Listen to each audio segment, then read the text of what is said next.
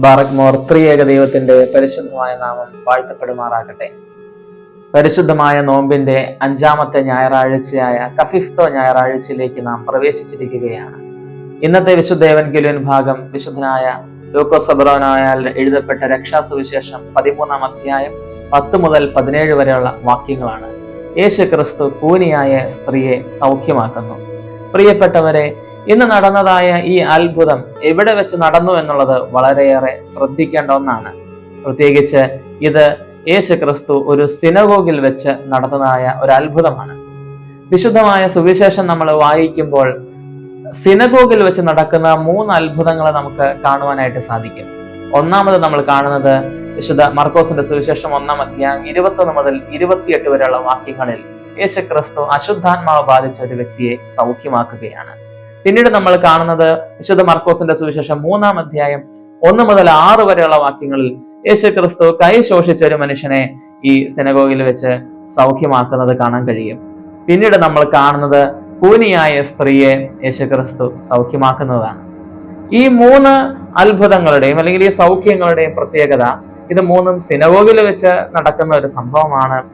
2, ഏറ്റവും ശ്രദ്ധിക്കേണ്ട ഒരു കാര്യം, പ്രിയപ്പെട്ടവരെ, ഈ 3 അത്ഭുതങ്ങളും സൗഖ്യങ്ങളും നടക്കുമ്പോൾ ആർക്കാണോ സൗഖ്യമായി കിട്ടിയത് അവരൊരിക്കലും യേശു ക്രിസ്തുവിനോട് എന്നെ സൗഖ്യമാക്കണമേ എന്ന് യാചിക്കുന്നതോ അപേക്ഷിക്കുന്നതോ നമുക്കിവിടെ കാണുവാനായിട്ട് കഴിയുന്നില്ല.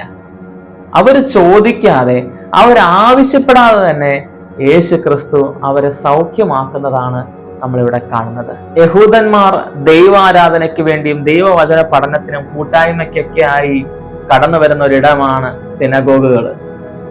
തന്റെ ആരാധനയ്ക്കായി കടന്നു വന്ന മനുഷ്യരെ, അവരുടെ ആവശ്യങ്ങൾ അവർ പറയാതെ തന്നെ അവരെ കുറിച്ച് അറിഞ്ഞ് അവരെ സൗഖ്യമാക്കുന്ന ഒരു മഹത്തരമായ സംഭവമാണ് നമ്മൾ ഇന്ന് ഇവിടെ വായിച്ചു കേട്ടത്. ദൈവത്തിന്റെ ആലയത്തിലേക്ക് ദൈവാരാധനയ്ക്കായി കടന്നു വരുന്നവർക്കുള്ള യോഗ്യതയാണിത്. നമ്മുടെ വീട്ടിലേക്ക് ഒരു അതിഥി കടന്നു വന്നാൽ നമ്മൾ അവരെ വീടിനുള്ളിലേക്ക് ക്ഷണിക്കും. അവര് ചോദിക്കാതെ തന്നെ നമ്മൾ അവർക്ക് വെള്ളം എടുത്തു കൊടുക്കും, അവർക്ക് ഭക്ഷണം കൊടുക്കും, അവർക്ക് ആവശ്യമായവ കൊടുക്കും. അല്ലാതെ അവരതിനു വേണ്ടി ആവശ്യപ്പെടാനായിട്ട് നമ്മൾ നോക്കി നിൽക്കാറില്ല. എനിക്ക് വെള്ളം താ, എനിക്ക് ഭക്ഷണം താ എന്ന് അവരെ കൊണ്ട് നമ്മൾ പറയിക്കുന്നതിന് മുമ്പ് അവരുടെ ആവശ്യങ്ങൾ കഴിവതും മനസ്സിലാക്കി നമ്മൾ അവർക്ക് ചെയ്തു കൊടുക്കാറുണ്ട്. നമ്മുടെ വീട്ടിലേക്ക് വരുന്ന അതിഥികളോട് നമ്മൾ ഇങ്ങനെയാണ് പെരുമാറാറ്. നമ്മൾ ദൈവാലയം എന്നാണ് പറയുന്നത് പള്ളികൾക്ക് പൊതുവെ. ദൈവത്തിന്റെ ആലയം, അത് ദൈവത്തിന്റെ ഭവനമാണ്, ദൈവം വസിക്കുന്ന ഇടമാണ്. ഈ ദൈവാലയത്തിലേക്ക് കടന്നു വരുന്നവരെ ദൈവം ഇതുപോലെ തന്നെ പരിഗണിക്കും. തന്റെ ഭവനത്തിലേക്ക് കടന്നു വരുന്ന മനുഷ്യരെ അവരുടെ ആവശ്യങ്ങൾ പറയാതെ തന്നെ കണ്ടറിഞ്ഞ് ദൈവം സൗഖ്യമാക്കുമെന്ന്, അവർക്ക് വേണ്ടത് നൽകുമെന്ന് ഈ വചനഭാഗം നമ്മളെ ഇന്ന് ഓർമ്മിപ്പിക്കുകയാണ്. പ്രിയപ്പെട്ടവരെ, തന്റെ ജീവിതത്തിന്റെ വേദനകളെയോ പ്രതിസന്ധികളെയോ അസുഖത്തെയോ ഒന്നും വകവയ്ക്കാതെ ദൈവാരാധനയ്ക്ക് വേണ്ടി ആ പാവപ്പെട്ട സ്ത്രീ ആ ദേവാലയത്തിലേക്ക്, സിനഗോഗിലേക്ക് കടന്നു വരികയാണ്. നമ്മുടെ ജീവിതത്തിൽ ഉണ്ടായിരിക്കേണ്ട വലിയ ഒരു പ്രചോദനമാണിത്.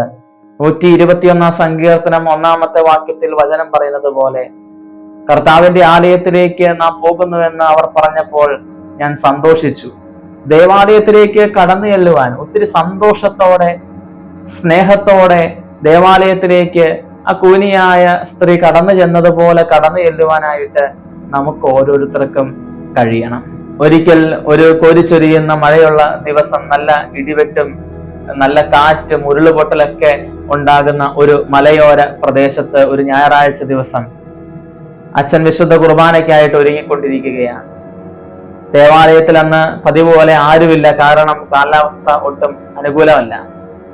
അച്ഛൻ വിശുദ്ധ കുർബാനയ്ക്കുള്ള ഒരുക്കങ്ങൾ പൂർത്തിയാക്കി വിശുദ്ധ കുർബാനയ്ക്ക് പ്രവേശിക്കുന്നതിന് മുമ്പ് അച്ഛൻ ഒരിക്കൽ കൂടി നോക്കി ദേവാലയത്തിൽ ആരെങ്കിലും ഉണ്ടോ എന്ന്. ആരെയും കണ്ടില്ല.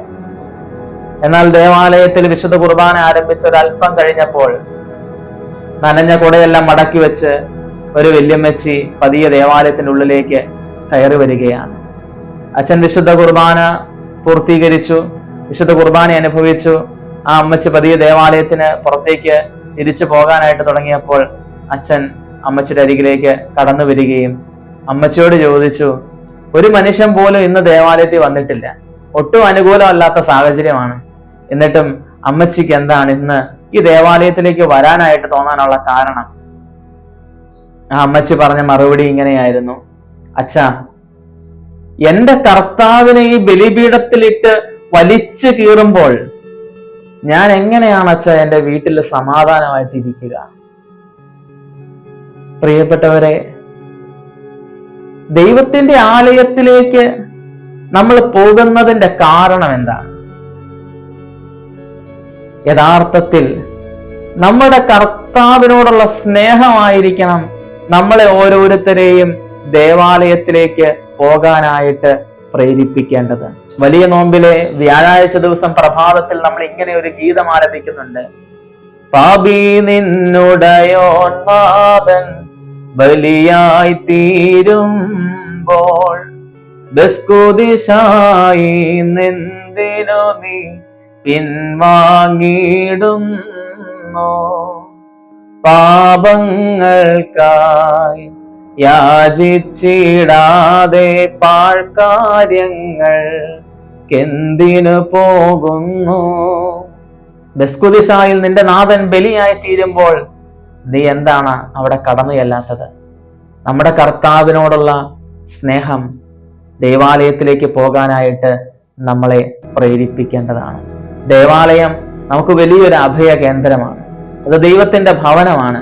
അവിടെ കടന്നു വരുന്ന ഒരുവനും ഒരു കുറവും വരുവാനായിട്ട് ദൈവം ഒരു നാളും സമ്മതിക്കുകയില്ല. നമ്മുടെ ജീവിതത്തിലെ ഒരു വിഷമോ വേദനയോ നമ്മൾ പറഞ്ഞില്ലെങ്കിൽ പോലും ദൈവം നമ്മുടെ മനസ്സിന്റെ ഓരോ നൊമ്പരങ്ങളും തിരിച്ചറിഞ്ഞ് അതിന് നമ്മളോട് മറുപടി പറയുക തന്നെ ചെയ്യും. ദേവാലയവുമായിട്ടുള്ള ബന്ധത്തെ കാത്തു സൂക്ഷിക്കാൻ നമുക്ക് ഓരോരുത്തർക്കും സാധിക്കണം. 84-ാം സങ്കീർത്തനം അതിന്റെ 3-ാമത്തെ വാക്യത്തിൽ വചനം ഇപ്രകാരം പറയുന്നു: കുരികിലൊരു സങ്കേതവും മീവൽ പക്ഷി തന്റെ കുഞ്ഞുങ്ങൾക്കൊരു കൂടും കണ്ടെത്തിയിരിക്കുന്നു. എന്റെ കർത്താവും ദൈവവുമായുള്ളവേ, അങ്ങയുടെ ബലിപീഠത്തിൽ തന്നെ. ബലിപീഠത്തിൽ കൂട് ചമച്ച കുരികിൽ പക്ഷിയെ പോലെ, മീവൽ പറവയെ പോലെ ബലിപീഠവുമായി ചേർത്ത് ഒരു ജീവിതം പടുത്തുയർത്തുവാനായിട്ട് നമുക്ക് ഓരോരുത്തർക്കും സാധിക്കട്ടെ. ദേവാലയത്തിലേക്ക് നമ്മുടെ ദൈവത്തോടുള്ള ഒത്തിരി സ്നേഹത്തോടെ കടന്നു ചെല്ലുവാനായിട്ട് ദൈവത്തിന്റെ പരിശുദ്ധാത്മാവ് ഈ ഏവൻഗേലിയൻ ഭാഗം മുഖാന്തരമായിട്ട് നമ്മളെ ഓരോരുത്തരെയും സഹായിക്കട്ടെ എന്ന് ആത്മാർത്ഥമായി പ്രാർത്ഥിച്ചുകൊണ്ട് എന്റെ വാക്കുകളെ ചുരുക്കുന്നു. ദൈവത്തിന്റെ നാമം മാത്രം മഹത്വപ്പെടുമാറാകട്ടെ. ആമീൻ.